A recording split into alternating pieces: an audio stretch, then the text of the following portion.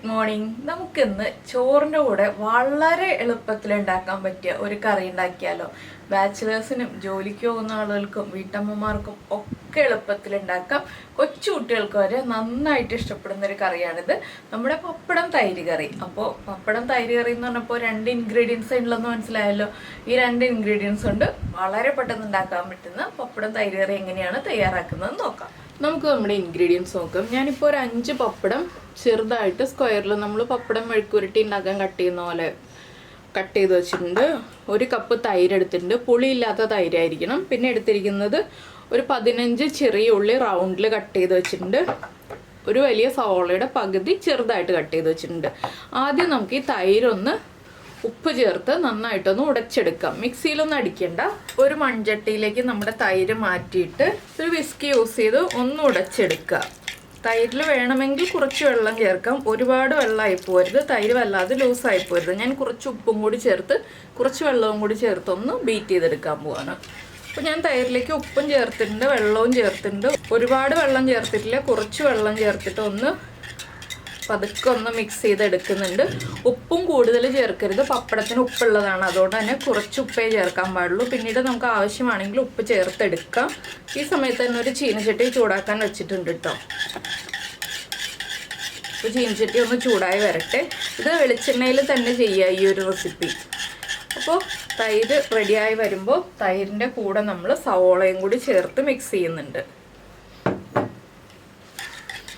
എന്താണെന്ന് വെച്ചാൽ സവോളയിൽ നിന്ന് വെള്ളം ഇറങ്ങി വരും. അതുകൊണ്ടാണ് നമ്മൾ സവോളയും കൂടി തൈരിൻ്റെ കൂടെ ആദ്യമേ തന്നെ ചേർത്ത് മിക്സ് ചെയ്യുന്നത്. അപ്പോൾ നമ്മുടെ ചീനച്ചട്ടി ചൂടായി വന്നിട്ടുണ്ട്. ചീനച്ചട്ടിയിലേക്ക് നമുക്ക് പപ്പടം വറുക്കാൻ ആവശ്യമായ വെളിച്ചെണ്ണ ചേർക്കാം. കുറച്ച് വെളിച്ചെണ്ണ വേണം കേട്ടോ ഇതിൽ.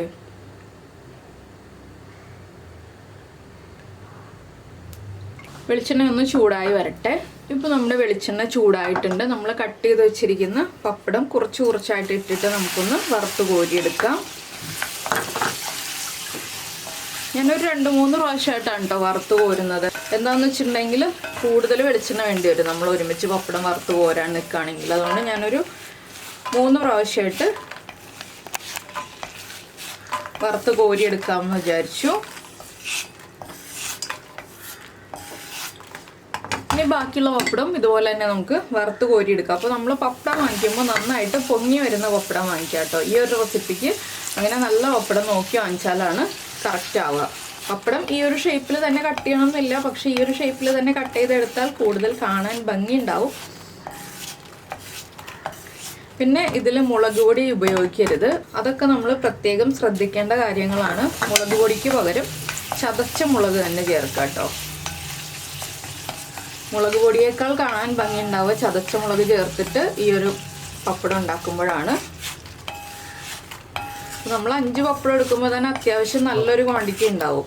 വളരെ പെട്ടെന്ന് ചെയ്യാവുന്ന ഒരു റെസിപ്പിയാണ്. നമ്മൾ പപ്പടമൊക്കെ റെഡിയാക്കി ഒരു എയർ ടൈറ്റ് ആയിട്ടുള്ള കണ്ടെയ്നറിൽ എടുത്ത് വെക്കുകയാണെന്നുണ്ടെങ്കിൽ തൈര് മാത്രം മിക്സ് ചെയ്ത് നമുക്ക് ഊണ് കഴിക്കുന്നതിന് തൊട്ട് മുന്നേ ചെയ്യാൻ പറ്റുന്ന റെസിപ്പിയാണ്. ഇപ്പോൾ നമ്മുടെ പപ്പടം മുഴുവൻ വറുത്തെടുത്ത് കഴിഞ്ഞു. ഇനി നമ്മുടെ ഈ ഒരു എണ്ണയിലേക്ക് നമ്മൾ കട്ട് ചെയ്ത് വെച്ചിരിക്കുന്ന ഉള്ളി ചേർത്ത് കൊടുക്കുക.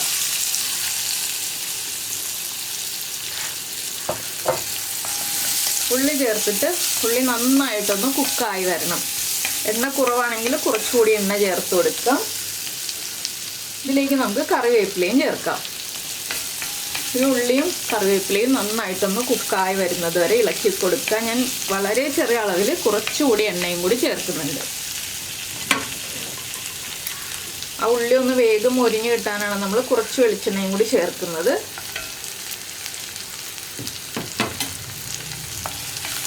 ഇനി ഉള്ളിക്ക് ആവശ്യമായ ഒരു പിഞ്ച് ഉപ്പും കൂടി ചേർത്ത് കൊടുക്കാം. ഉപ്പ് കൂടി പോകരുത്. നമ്മൾ തൈരിൻ്റെ മിക്സിൽ ഉപ്പ് ചേർത്തിട്ടുണ്ട്, പപ്പടത്തിന് ഉപ്പുണ്ട്. അതുകൊണ്ട് തന്നെ ഉപ്പ് കൂടി പോകരുത്, പ്രത്യേകം ശ്രദ്ധിക്കുക.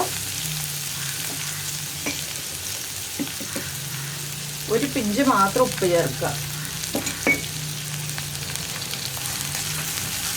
ഇനി ഉള്ളി ലൈറ്റ് ഗോൾഡൻ ബ്രൗൺ ആയി വരുന്നത് വരെ ഇളക്കി കൊടുക്കുക. അപ്പോൾ നമ്മുടെ ഉള്ളിയൊക്കെ ഇതാ കളർ മാറി വന്നിട്ടുണ്ട്. ഇതിലേക്ക് നമുക്ക് ഒരു 1/4 ടീസ്പൂൺ മഞ്ഞൾപ്പൊടി ചേർക്കാം. മഞ്ഞൾപ്പൊടിയുടെ കൂടെ തന്നെ നമ്മൾ ചതച്ച് വെച്ചിരിക്കുന്ന മുളകുണ്ടല്ലോ, 1/2 ടീസ്പൂൺ ചേർക്കാം. എരിവിനനുസരിച്ചിട്ടോ. ഞാനിപ്പോൾ നല്ല എരിവുള്ള മുളകാണ് ചേർത്തിട്ടുള്ളത്, അതുകൊണ്ടാണ് ഞാൻ 1/2 ടീസ്പൂൺ ചേർത്തത്. ഈ മുളകും മഞ്ഞൾപ്പൊടിയും ഒന്ന് കുക്കായി വരുന്നത് വരെ വീണ്ടും ഇളക്കി കൊടുക്കുക.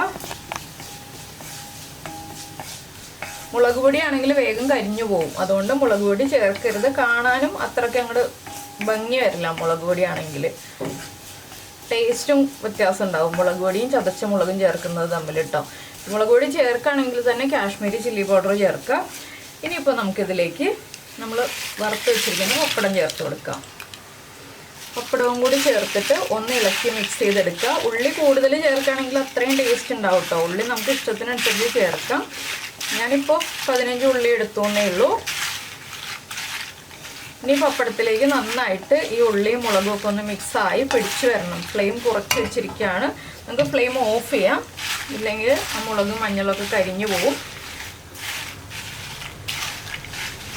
ഇനി നമുക്ക് മിക്സിങ് മാത്രമേ ഉള്ളൂ. അപ്പോൾ നിങ്ങൾ ഇത്രയും കാര്യങ്ങൾ ചെയ്ത് റെഡിയാക്കിയിട്ട് ഒരു എയർ ടൈറ്റ് കണ്ടെയ്നറിൽ ചെറുതായിട്ട് ചൂടൊന്ന് കുറഞ്ഞു വരുമ്പോൾ എയർ ടൈറ്റ് കണ്ടെയ്നറിൽ എടുത്ത് വയ്ക്കുക.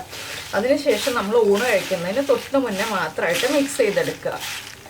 അപ്പോൾ ഈ ഒരു കറി ഉണ്ടാക്കാൻ വളരെ എളുപ്പമാണ്. നിങ്ങൾ ഇങ്ങനെ ഒരു കറി ഉണ്ടാക്കി നോക്കിയിട്ടില്ലെങ്കിൽ ഉറപ്പായിട്ടും ട്രൈ ചെയ്യൂ. ഞാനിതൊരു പ്ലേറ്റിലേക്ക് മാറ്റട്ടെ, നമുക്ക് മിക്സ് ചെയ്യാൻ എളുപ്പത്തിനായിട്ട്. നമ്മുടെ തൈരും സോളയും ഉപ്പൊക്കെ ചേർത്ത് നന്നായിട്ട് നമ്മൾ മിക്സ് ചെയ്ത് വെച്ചിട്ടില്ലേ, ഇതിലേക്ക് നമ്മുടെ പപ്പടം റെഡിയാക്കിയത് ചേർത്ത് കൊടുക്കുക. ഇനി ഇതൊന്ന് സ്പ്രെഡ് ചെയ്തിടുക. ഇനി നമ്മളൊന്ന് നന്നായിട്ട് ഇളക്കി മിക്സ് ചെയ്തെടുക്കുക കേട്ടോ. തൈരുമായിട്ട് ചേർത്ത് നന്നായിട്ടൊന്ന് ഇളക്കി മിക്സ് ചെയ്തെടുക്കുക. ഇതിൻ്റെ ആ പപ്പടം സോഫ്റ്റായി പോകുന്നതിന് മുന്നേ തന്നെ നമ്മൾ കഴിക്കുക. ഇങ്ങനെയാണ് നമ്മുടെ തൈര് പപ്പടം കറി. അപ്പോൾ നമ്മുടെ തൈര് പപ്പടം കറി റെഡി ആയി കഴിഞ്ഞു. എല്ലാവരും നല്ല ചൂട് ചോറിൻ്റെ കൂടെ ചേർത്ത് കഴിക്കുക കേട്ടോ. അപ്പോൾ കഴിച്ചു കഴിഞ്ഞിട്ട് നിങ്ങൾക്ക് ഇഷ്ടമായി കഴിഞ്ഞാൽ അപ്പോൾ തന്നെ ഒന്ന് ലൈക്ക് ചെയ്തേക്കുക. പിന്നെ ഇഷ്ടമായോ ഇല്ലയോ എന്ന് നമ്മുടെ വീഡിയോയുടെ താഴെ ഒന്ന് കമൻറ്റ് ചെയ്യാനും മറന്നുപോയില്ലല്ലോ. അപ്പോൾ എന്തായാലും എല്ലാവരും ട്രൈ ചെയ്ത് നോക്കുമെന്ന് വിചാരിക്കുന്നു. നമുക്ക് നമ്മുടെ അടുത്തൊരു റെസിപ്പിയുമായിട്ട് അടുത്ത ദിവസം വീണ്ടും കാണാം.